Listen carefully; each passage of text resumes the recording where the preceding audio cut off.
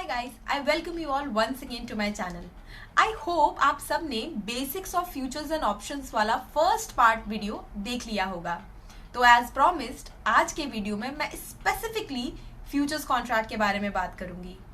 तो future contract एक तरीके का डेरिवेटिव होता है जो अपनी वैल्यू डिराइव करता है किसी अंडरलाइंग एसेट से।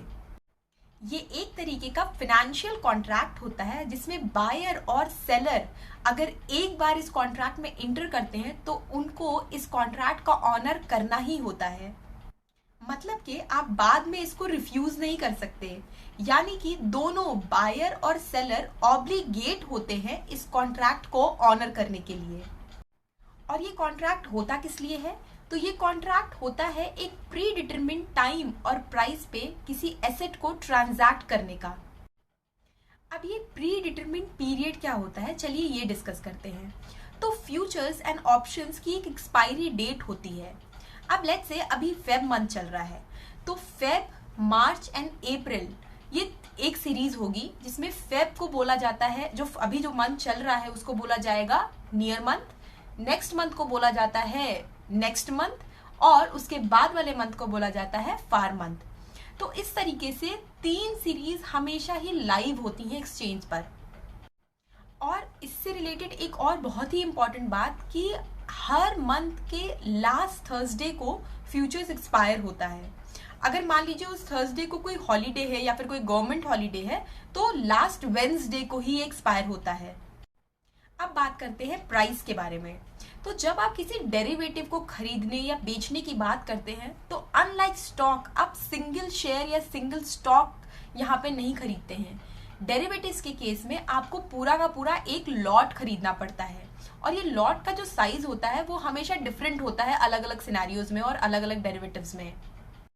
चलिए इसको एक एग्जाम्पल से समझते हैं। Let's say axis bank futures मार्च का बिड प्राइस है 1700 और इसका एक लॉट 500 पे डिसाइडेड है।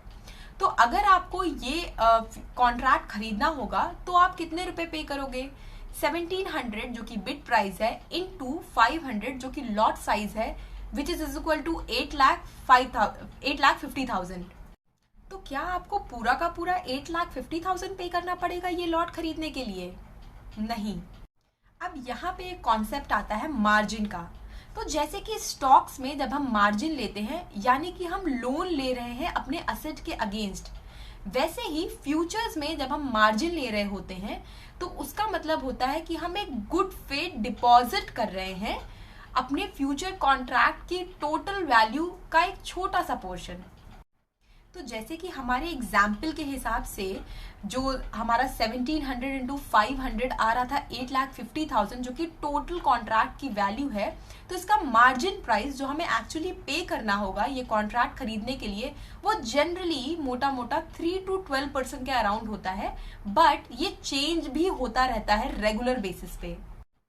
और unlike cash market, futures market में बायर और सेलर दोनों ही एक स्पेसिफिक अमाउंट पे करते हैं एक्सचेंज को, जिसको हम बोलते हैं मार्जिन मनी। अब समझते हैं कि इसमें प्रॉफिट और लॉस कैसे होता है।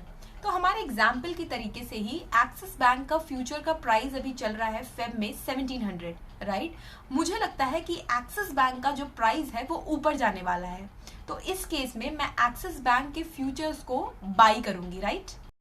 और एज अ फ्यूचर बायर जो मेरा प्रॉफिट हुआ है उसी सेम अमाउंट का किसी फ्यूचर सेलर का लॉस हुआ होगा, और हम दोनों ही ऑब्लिगेटेड हैं इस प्रॉफिट और लॉस को मानने के लिए, यानी कि अपने कॉन्ट्रैक्ट को ऑनर करने के लिए।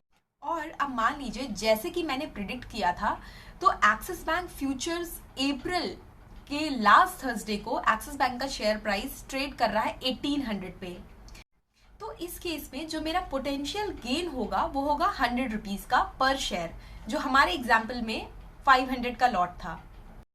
तो एज अ फ्यूचर बायर जिस अमाउंट का मेरा प्रॉफिट हुआ है सेम उसी अमाउंट का किसी फ्यूचर सेलर का लॉस हुआ होगा, और हम दोनों ही ऑब्लिगेटेड हैं इस कॉन्ट्रैक्ट को ऑनर करने के लिए, चाहे वो बायर हो या फिर सेलर।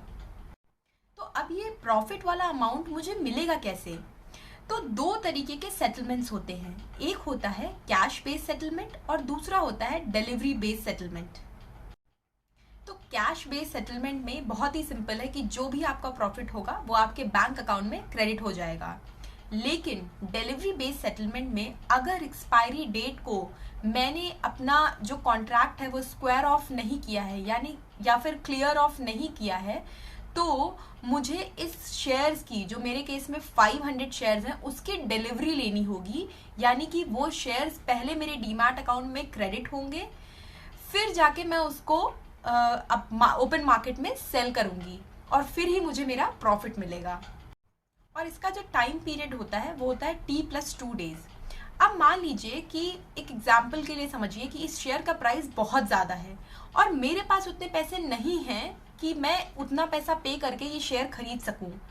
तो उस केस में ये कितना बड़ा डिफॉल्ट होगा, और सिर्फ मेरे एंड पे ही नहीं, जो मेरा डिफॉल्ट होगा वो ही मेरे ब्रोकर का भी तो डिफॉल्ट प्राइस होगा, राइट। तो ब्रोकर्स कभी भी ये जो सेटलमेंट का जो तरीका है इसको कभी भी अप्रिशिएट नहीं करते हैं, और वो अपने जो भी क्लाइंट्स हैं उनको हमेशा बताते हैं कि अब आपकी एक्सपायरी आ रही है और आप अपना जो पोजीशन है उसको स्क्वायर ऑफ करिए या फिर क्लियर करिए, या फिर दूसरा तरीका वो ये यूज करते हैं कि जो मार्जिन प्राइस है उसको जैसे ही वो एक्सपायरी के पास आने लगता है उसको इंक्रीज करने लगते हैं।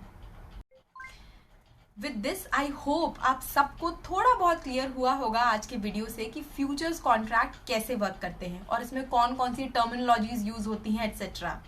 अगर आपको ये वीडियो अच्छा लगा हो तो प्लीज़ इसको लाइक करें, और अगर अभी तक आपने मेरे चैनल को सब्सक्राइब नहीं किया है तो प्लीज़ इसे सब्सक्राइब करें और बेल आइकन को भी प्रेस करें ताकि मेरे आगे आने वाले वीडियोस के टाइमली अपडेट्स आपको मिलते रहें।